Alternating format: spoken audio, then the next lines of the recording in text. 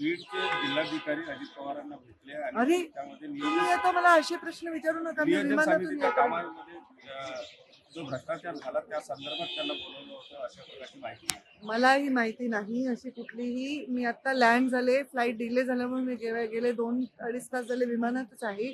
अशी कुठलीही माहिती नाही. तुम्ही मला हे विचारा की मी नागपूरला का आले. अजित पवारांना आमचे कलेक्टर काय म्हणले हे मला नाही विचारायचं आवश्यकता. ते काय म्हणले मला पहिले तर माहित नाही. माहित असेल तर मी तुम्हाला सांगणार. कैलास फडवर आता मी आलेली आहे ते नागपूरच्या नाग नदीच्या प्रदूषणाची उद्या बैठक ठेवलेली आहे आणि बुट्टीबोरी मधल्या काही प्रकल्पांच्या संदर्भामध्ये देखील चर्चा ठेवली आहे. डिपार्टमेंटच्या त्या मी कामासाठी आलेली आहे.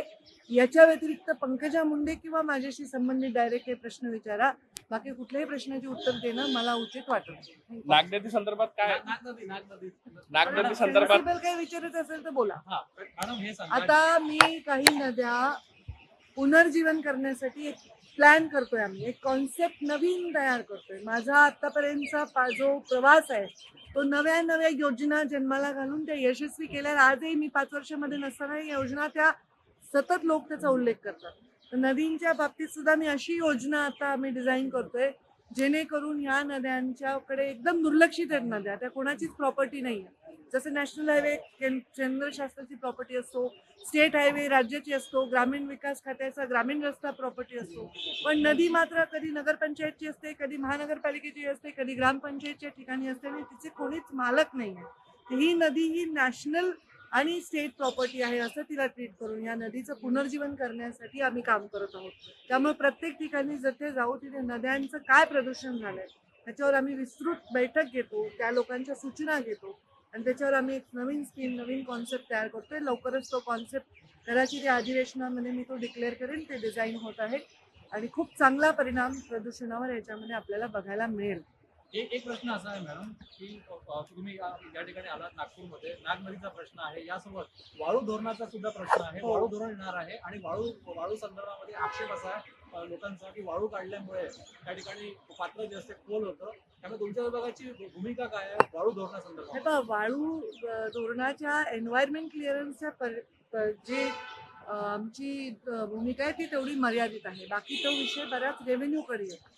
परंतु आमच्या परवानगी लागते कारण पर्यावरणाचा ऱ्हास होणार नाही याची जातीने आम्हाला लक्ष द्यावं लागतं. कालच सन्माननीय चंद्रशेखरजी बावनकुळे आणि माझी अशी आमच्या डिपार्टमेंटची जॉईंट बैठक झाली. वाळूच्या धोरणाच्या संदर्भामध्ये खूप विस्तृत चर्चा झाली. अवैध वाळू उपस्याने सरकारचं प्रचंड नुकसान होतं आणि एक गुंडागर्दी प्रत्येक तालुक्यामध्ये ती जाते. ही काय फक्त एका जिल्ह्यात नाहीये, सगळ्या राज्यामध्ये हीच परिस्थिती आहे आणि त्यामुळे अवैध उपसाने पर्यावरणाचाही ऱ्हास होतो.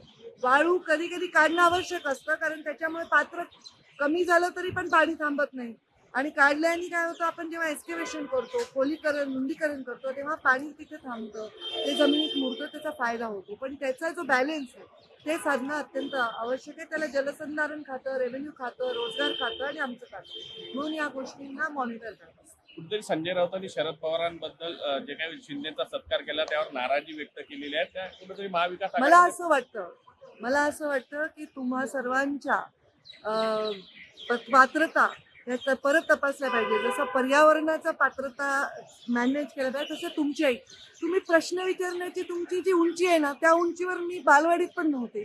त्यामुळे मला हे प्रश्न विचारून त्रास घेऊ नका. मी कोण कोणास काय म्हणाले याच्यावर माझ्या जन्मात उत्तर देत नाही.